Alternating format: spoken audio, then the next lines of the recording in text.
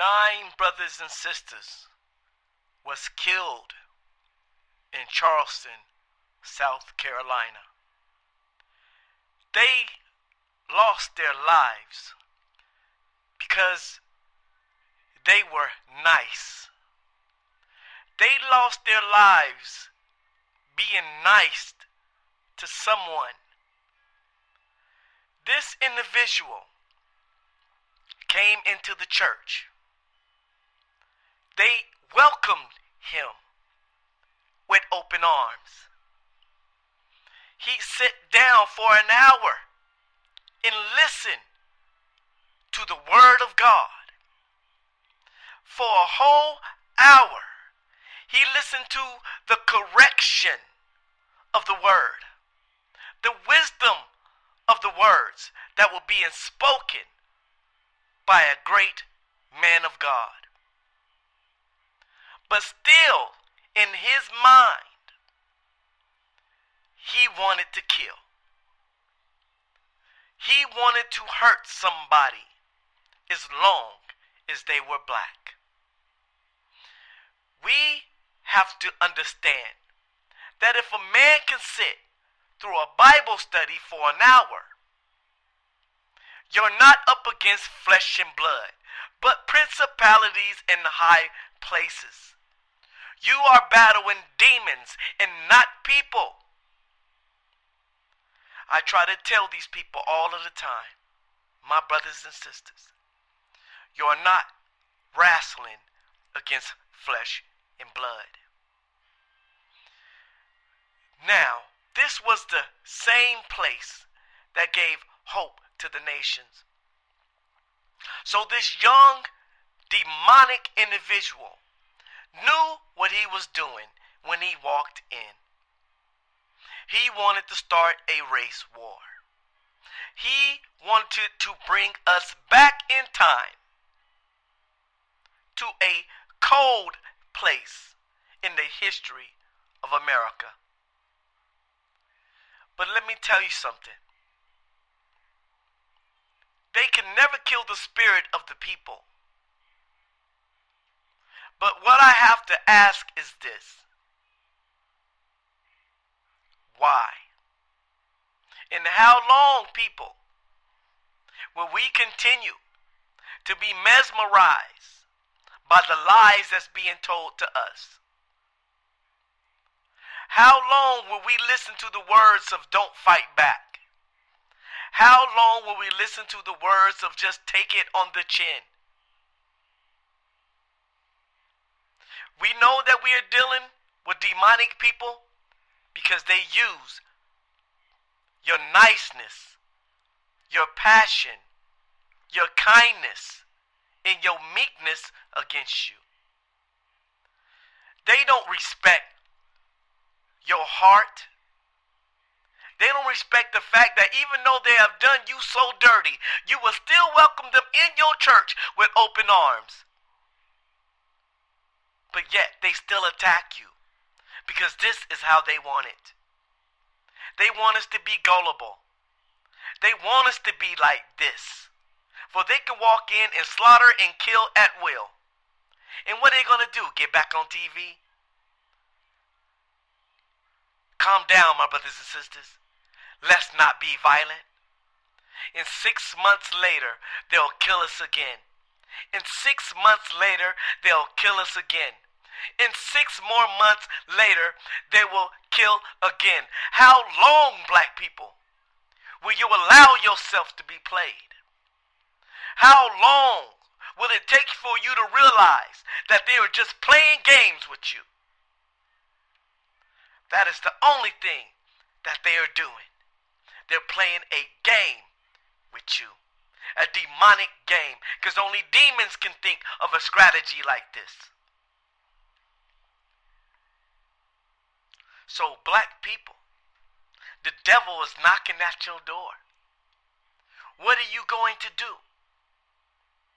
Martin Luther King was right when he said, I think I just integrated my people into a burning hell. You was right, my brother. That's exactly what you did. because you was reading the scriptures incorrectly. If you read the scriptures, it will tell you to come out of her. Come out of Babylon. It never told you to go in to Babylon, and it never told you to negotiate with the devil. That's why he told you to come out. But you thought that you was hearing the voice, of the Most High telling you to integrate your people into this burning house. But you was listening to the wrong voice, my brother, with all due respect to the greatness of Martin Luther King. But that wasn't the voice you was hearing. Because he would never tell you to run into a burning house. Come out of Babylon. That's what he said. What he was telling us is that we should not be a part of the American system.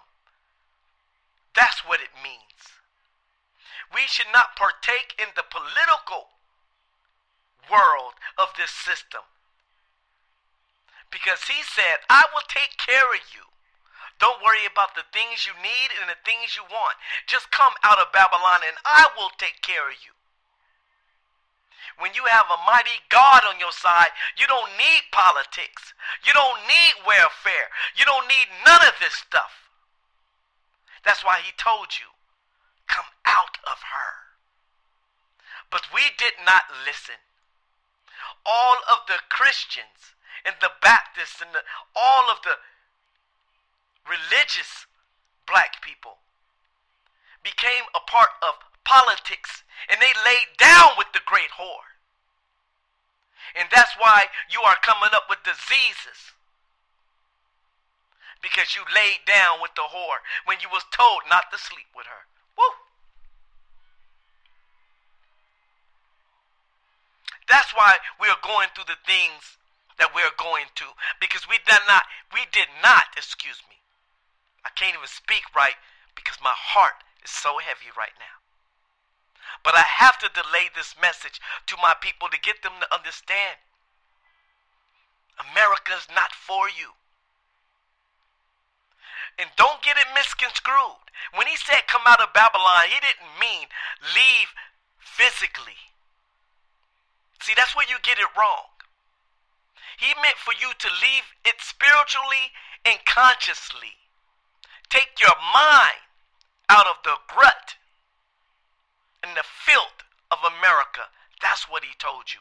Don't be a part of her and follow her ways. Don't become a part of Hollywood and all of the wickedness deep within it.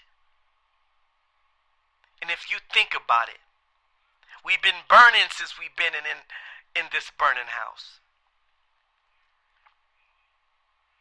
And nothing has gotten better. So I hope that this is a wake-up call. I hope that we understand what is really going on. And let me tell you something. They are scared because they know. Now listen. All of the brothers have been dying in Chicago to LA to New York. They have never thought about ramping up the police and bringing out the National Guard to protect the neighborhoods. Did they go the extra mile to keep these brothers from killing themselves in Chicago and keep black people from killing each other abroad?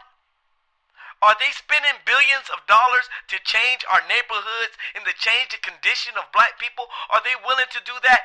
No, but they are willing to get all of their resources to protect the black churches. Now I'm going to tell you why it is in white supremacy's best interest to support the black church. And not only to support the black church, but to protect it. And you say, Nizzle, where's you going with this? You got to understand that the black church and black Christianity is an investment of the white supremacy. Because this is the way to keep you calm. This is how they keep you gullible. This is a systematic way to keep you from fighting back, and they use religion to do it. Woo. That's why they send in their resources and their officers and say we're going to do whatever we got to do to protect the churches all around the world. Now, when did they care enough to send all of their resources to protect us? When? But now, all of a sudden, they want to send in a National Guard. And all of the troops and the cops and the FBI to protect the churches. They're not protecting you. They're protecting their interests. And their interest is to keep you asleep and to keep black people in a spiritual coma. For they can continue to rule over you and continue to kill you. Yes, the black church is an investment of the white supremacy. They support it. Government fund it. Get it? Oh, we better wake up, black people. If you don't wake up, and I'm going to shake you until you wake up. We got a whole lot of house cleaning to do. But the first thing we got to do is we got to run out of this burning house. Then we got to go and get ourselves right. Then we got to understand what's being done to us and how we are being played. And once we figure all that out and come to our senses and understand there will never be peace as long as we in the belly of the beast, and as long as we deal with these people and trying to negotiate with these people, you will always be in a bad position. You will stay in a bad position because you cannot negotiate with the devil. See, some black people want to destroy white supremacy, and some people want to coexist with it. Now, my coexisting black people, are you finally realizing you cannot coexist with white supremacy? You have to destroy it. Thank you for listening. Like, subscribe. One love.